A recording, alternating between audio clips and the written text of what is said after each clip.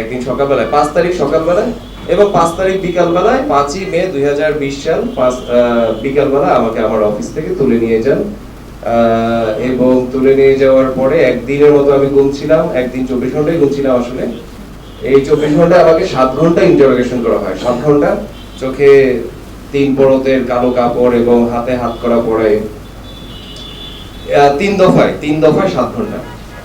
তো যেটা আলাপ এরপরে তো আপনারা অনেকেই জানবেন যে ডিজিটাল সিকিউরিটি একটা মামলা আমার নামে দেওয়া হয় এবং তখন আসলে অনেকেই আমার এই মামলাটা নিয়ে, আমাকে যে গুম করা হলো সেটা নিয়ে অনেকেই ভীষণ রকমের প্রতিবাদ করেছিলেন দেশে এবং দেশের বাইরে, এবং যার কারণে আসলে আমাকে গুমে রাখতে পারে নাই। মাত্র মানে 24 ঘন্টার মধ্যে তারা আসলে আমাকে থানাতে হ্যান্ড ওভার করে। এবং তারা যে ডিএসএল মামলাটা দেয় সেই মামলাটা একটুখানি বলি। মামলার চার্জশিটে তারা বলে যে আমি হচ্ছি মামলার আরেকজন বাদী। আপনারা মুশতাকের কথা নিশ্চয়ই শুনে থাকবেন, যাকে আসলে জেলখানায় মেরে ফেলা হয়। মুশতাক আহমেদ একজন লেখক ছিলেন। তো মুশতাক আর আমি ফ্রেন্ড, আমরা একই মামলার আসামি এবং এই মামলার হিসেবে আসলে মুশতাককে জেলে মারা হয়।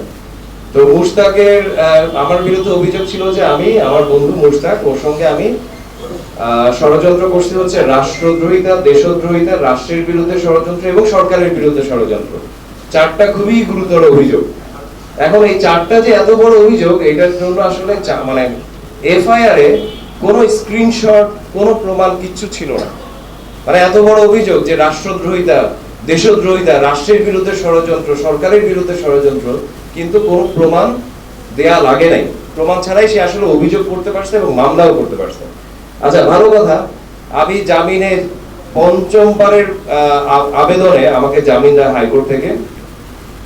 5 মাসের মতো আমি জেল খাটি। ইনফ্যাক্ট আজকের দিনে আসলে আমি জামিনটা পাই 14ই সেপ্টেম্বর 2020 সালে। মানে আজকে জামিন হয়, আমি মুক্তি পাই আরো 15 দিন পরে, মানে 1 তারিখে মুক্তি পাই, 1 অক্টোবরে। তো যাই হোক, যেটা বলছিলাম সেটা হচ্ছে যে জামিনে বের হওয়ার 3 মাস পরে বা 4 মাস পরে, 4-5 মাস পরে চার্জশিট দেওয়া হয়। শহীদুল আলম ভাইয়ের ক্ষেত্রে যেটা চার্জশিট দেওয়া হয় না, আমাদের ক্ষেত্রে চার্জশিট দেওয়া হয়েছে। এবং একটা খুব মানে জনজান্ত প্রমাণ আমার বিরুদ্ধে আসলে দিছে সরকার, যে আমি দেশদ্রোহী, রাষ্ট্রদ্রোহী, সরকারের বিরুদ্ধে ষড়যন্ত্র এবং রাষ্ট্রের বিরুদ্ধে ষড়যন্ত্র, এই 4টা অভিযোগের, গুরুতর অভিযোগের একটা জনজান্ত প্রমাণ সরকার আমার বিরুদ্ধে দিছে বা পুলিশ চার্জশিটে। সেটা হচ্ছে কি, সেটা হচ্ছে একটা স্ক্রিনশট, একটা পোস্ট, আমার একটা পাবলিক পোস্ট। বলছে যে এই পাবলিক পোস্টটা হচ্ছে আমার ষড়যন্ত্রের প্রমাণ। ষড়যন্ত্র তো আর আমরা পাবলিক পোস্ট দিয়ে করি না, ষড়যন্ত্র করে আমরা ইন্টারনাল ডিসকাশনে, চ্যাটে বা এরকম কিছু হইতে পারে, তাই না, যদি ষড়যন্ত্র করি।